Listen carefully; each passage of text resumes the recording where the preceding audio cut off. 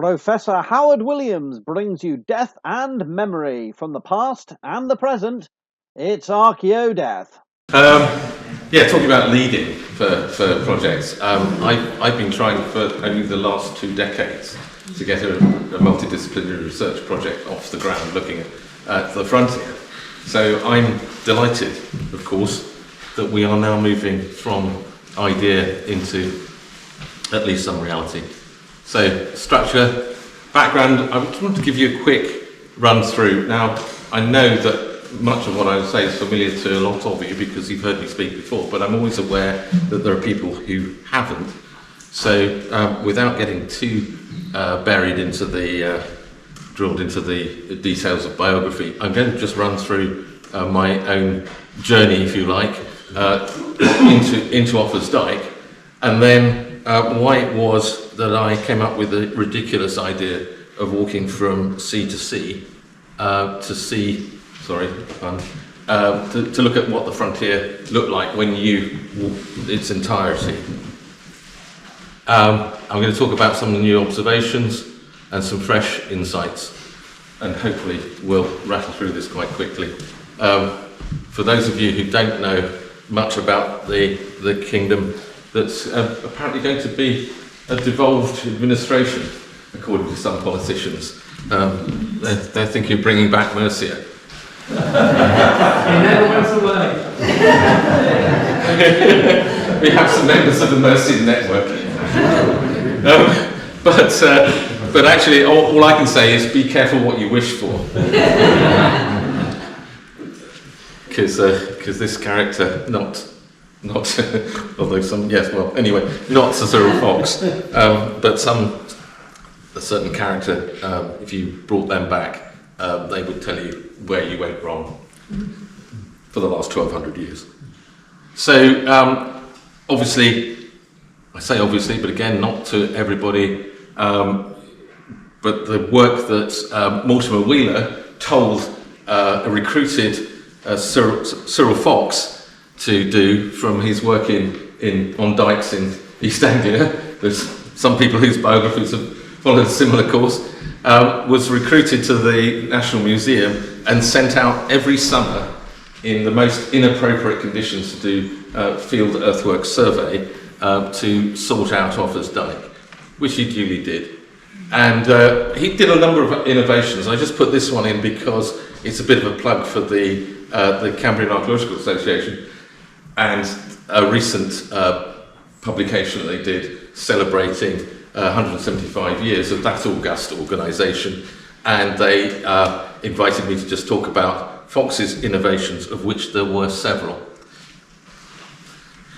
So those of you who've been to talks like this before will know that I never lose an opportunity to plug my book and with Ian Bapty, and the key message, looking at what we understood and understand to be Offa's Dyke, is I wanted to go back and look at what it was doing in the landscape on the assumption that it was a uniform or a single earthwork. Now, we can debate endlessly about whether that's the case or not. Did the form change in different places?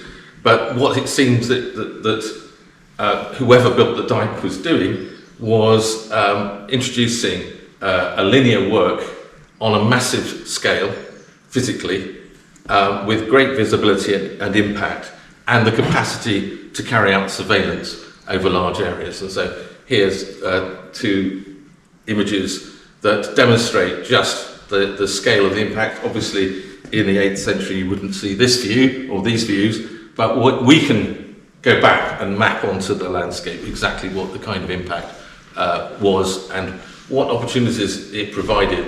So I was going back and making some very, very, what I thought were quite basic observations about the behaviour, if you like, of the earthwork as it crossed the landscape.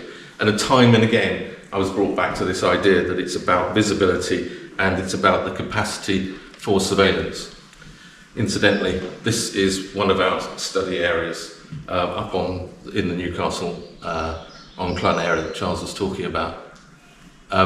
in that case, a very, very restricted area that we're looking at, and we wanted to have contrasts in our 5 study areas between different very, very radically different kinds of landscape.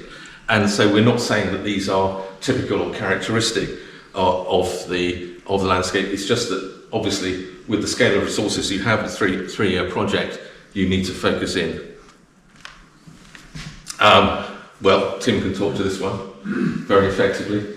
Tim's work with Lawrence Hayes in Gaboan really did break new ground in all sorts of ways, because one of the things that he hasn't had time to talk about today is the fact that they uncovered a whole length of what's Dyke, which is the first time that anyone has seen these monuments in plan, where you can actually see what form the ditches were taking and how much of the bank was surviving.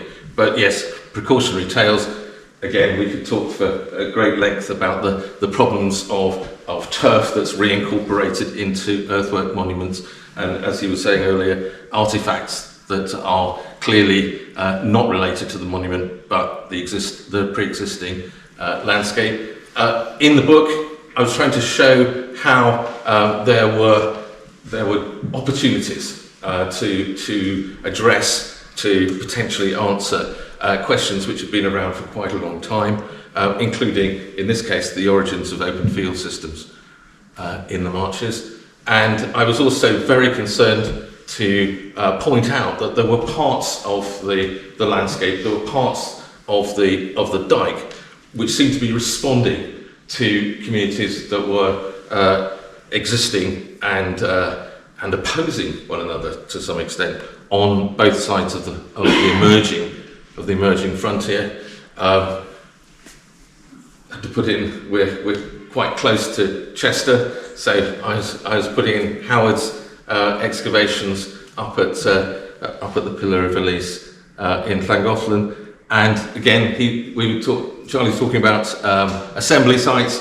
These are critical points in the landscape where there are focal activities going on. And I was very interested in the idea that there are hints from what pitifully poor documentation that we do have. There are hints that an idea of the existence of marshlands was present as early as the 11th century, and we see it coming through here. This is Max Lieberman's work on the estates in Shropshire. There are places that are referred to as being in the march. So what is this in the march? The Mercians, that term comes from Merc in the Anglo-Saxon, meaning a frontier. So these are frontiers people, and we're having marshlands here. We know what's going on in contemporary Europe because it's much better documented, and under Charlemagne they are creating marshlands as border zones. Not, in that case, defined by earthwork monuments, but Charlemagne was a megalomaniac of a slightly different character to Offa. Different scale of megalomania, one might say. And again, there are Lindy Brady was being mentioned earlier, but there are other people who've been looking at this whole concept of what is a place that is politically significant.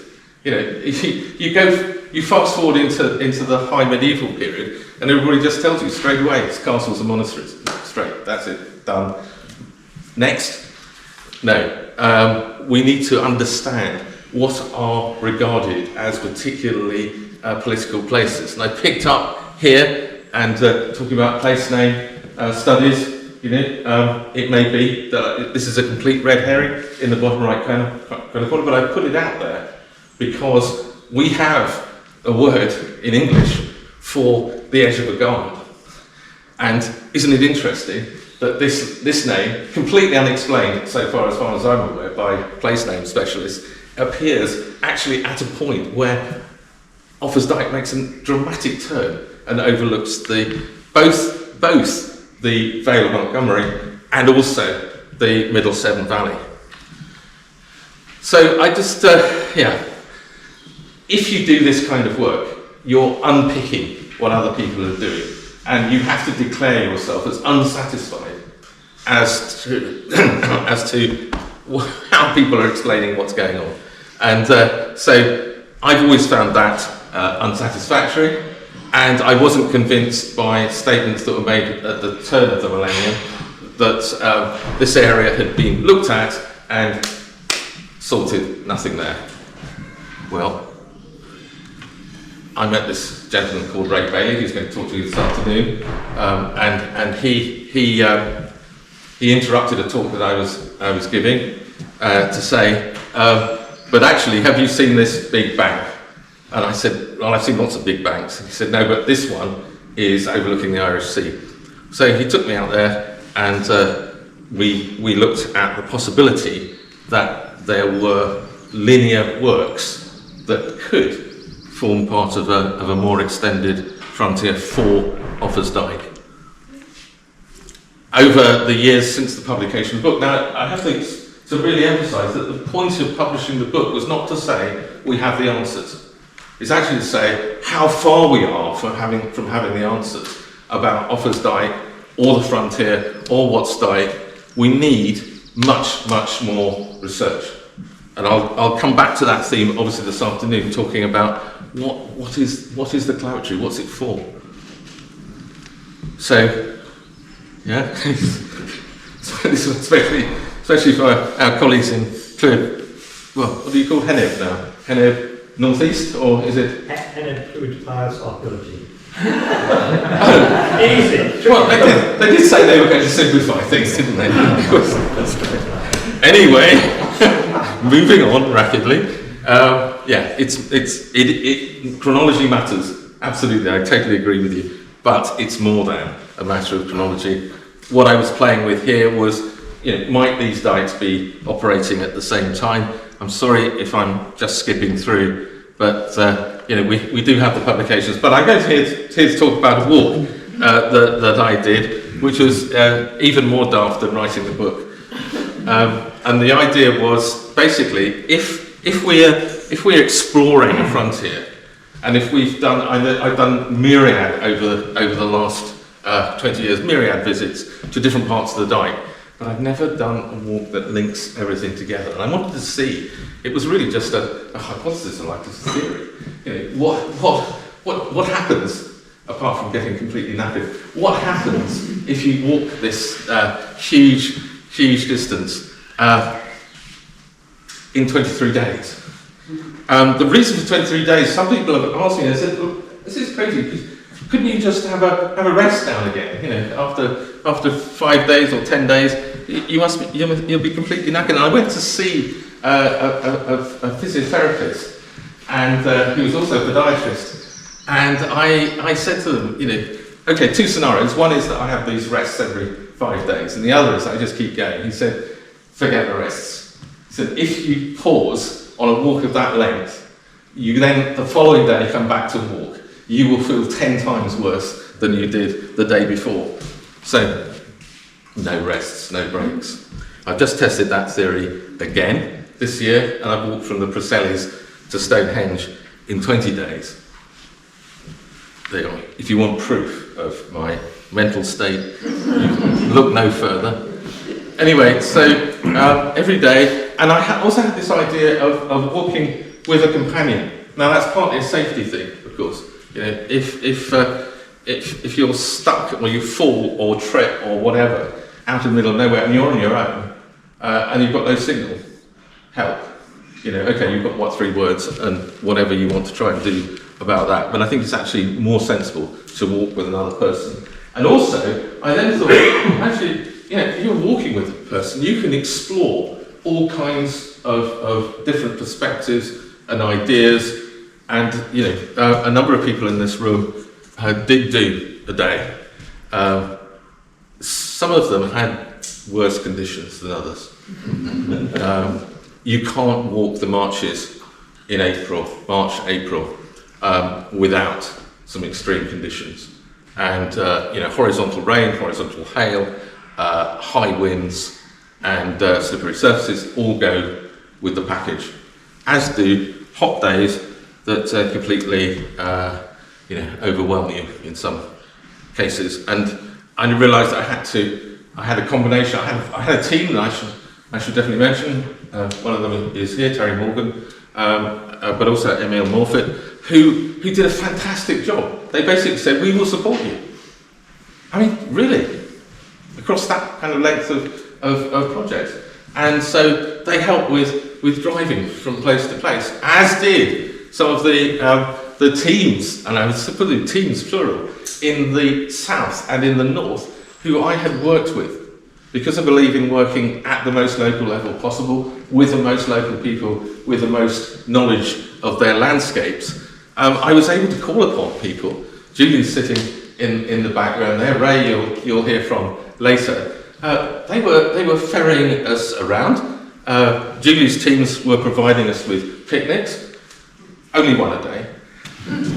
But this is what made it possible. So just on the sort of word of logistics, and this is part of the exhibition that Dave referred to at the beginning, which they were kind enough to commission me to do. But these are the objectives: single walk, follow the line of Offa's Dyke, and get away from the idea that Offa's Dyke and Offa's Dyke Path are the same thing. Because the Offa's Dyke Path was created by the Countryside Commission back in 1971 as a recreational path. And when they were shown the route of Offa's Dyke, they said, well, that's boring. Plus, there's a huge, do you know how many landowners we're going to have to negotiate with across those landscapes? So they got out a map. Here's the Black Mountains, and in the north, the Clwydian Range, and they said, hey, look, very little negotiation necessary, and people will get a variation in topography. As a consequence of which, I have been in Hay on Wye, where people have said, you aren't talking about Offa's Dyke in Hay on Wye, and I've said, it's because Offa's Dyke doesn't go through Hay on Wye, and they said, leave the room, please. So, anyway, I wanted to make some fieldwork observations as we went. This is the beginning of the walk. Many of you will be familiar with the landscape around Chepstow. And I wanted to look at parts of the frontier and question whether, the Offa's Dyke did actually end in particular places. What is happening between Hereford and Ross on Wye, for example? And so we found small banks that hadn't been recorded previously. That one actually had, because I lived down the road, so I'd been observing it for some while. But there were lots of features like this. There were places that had been debated for a very long time. So on the left, a location with particularly complex earthworks. And here's John Swagger on the right-hand side, looking at what I think might be an adaptation of Hillfort in relation to Offa's Dyke presence there. But again, we've got lots of scope, hopefully a few more years, to present that. And and I also want to look at the idea that Offa's Dyke ended in the middle of nowhere. Apologies to the people of Triton, but ended on a mountain because they ran out of grant. They ran out of money. And, Flintshire government says no. So they had to stop, even though this was one of the biggest sections biggest lengths of Offa's Dyke you can see anywhere. In fact, you happen to have a unique experience because you could actually drive along the top of it at Llanfynedd. But Ray and others in the north, and I'm emphasising simply that these are people who know the landscape in a way that I have not yet fully had the opportunity to explore. And they were saying, well, okay, so Pennant says it goes to this chapel, but does it go any further? And so we did. And here's Francis Bagnall up beyond the end, of the official Offa's Dyke, and there is certainly a very large earthwork in terms of breadth here, between where I'm standing and where she is, and we are north of Troytham. Interesting features in the landscape, which just happened to be in the right sort of place, in this case along the western edge of the Vale of Mold. And my query, is this just a simple field bank, or is it something different? And then going up towards the coast, this one you won't see very. I mean, a lot of these photos are taken with my camera phone, but you might just be able to see a bit of a ripple in the landscape there. And when we stopped to look at it, I said, "Have you seen?" I was with Ray. Have you seen that bank before, Ray? And he said, "What bank?" And I said, "There's a kind of ripple in the landscape here, and we need to, rather than just dismiss it, ask what it's doing." And then particularly because across the valley, there's this, which becomes this on the left. And I won't stop emphasising that these are just things that I've observed in the landscape with the knowledge based on actually 20 years of examining the Dyke. These are places in the landscape where there are behaviours of linear features that seem to me to be similar to Offa's Dyke. This is absolutely, I can't emphasise this enough. This is potentially the beginning of a process, rather than anywhere down the line yet. And as Charles has already emphasised, our Making the March project is not about Offa's Dyke. It is not an Offa's Dyke project by stealth, as one person who should be nameless said to me, that I happened to be married to him, so that was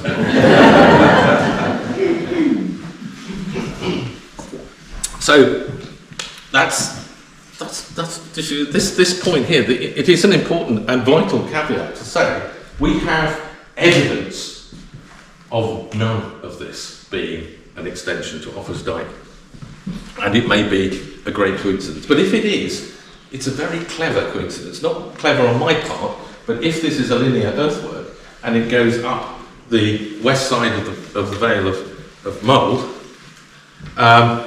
it's interesting that it then crosses the Alyn and follows a route where it consistently overlooks the watershed valley, with the Gwersyllt going west to the Vale of Clwyd and the Alyn coming east to where we are now. It's a fairly interesting coincidence that they've placed this continuing linear feature on the top. And then it does amusing things further down. There is an enormous bank in the woods here, and it's interesting that you can trace a line through here, and you look at the historic maps, and there are again interesting place names and so on. But talking of place names, my current favourite is a meadow, and this is a meadow overlooking Rhydymoyne. So I don't expect anybody to say they don't know where Rhydymoyne is in this audience. And so it's looking down on Rhydymoyne, and can you see an earthwork? That's all I'm going to say. It's just an earthwork, but it is linear, and it runs around here, and it comes round towards you. There's a depression at the back. You can't see anything that's at the front, but again, you've seen examples even today of that in relation to Watts Dyke. But what I want to draw your attention to, because I don't have a pointer, I just use my finger, but can you all see that green field there?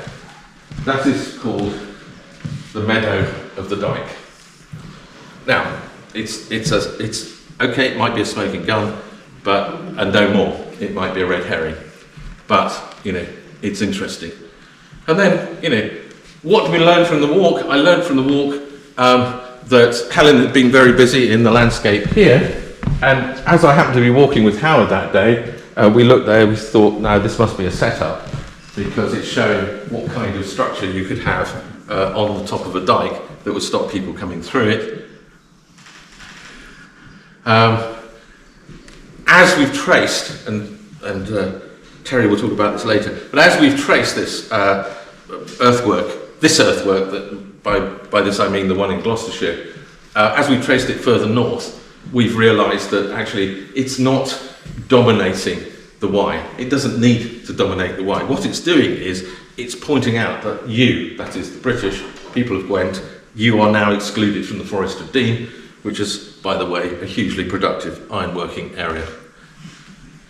So that's a view looking towards the Clwydians from another important mineral area. And again, if the dike does, or a dike, a Mercian dike, does follow the line of that valley, it will have excluded the lead working area in northeast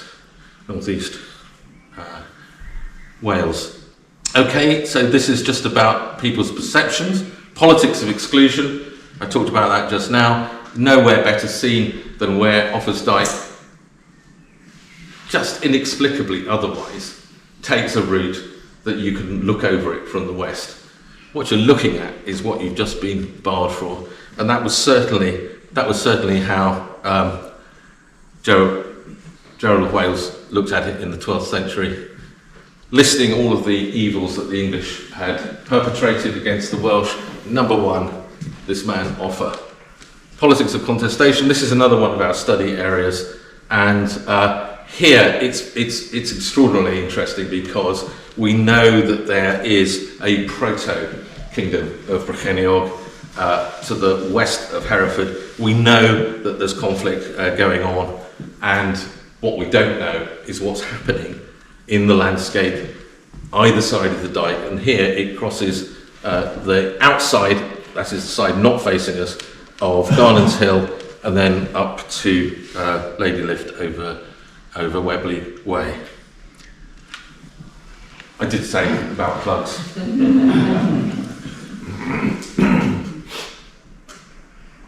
going to do it. Thank you.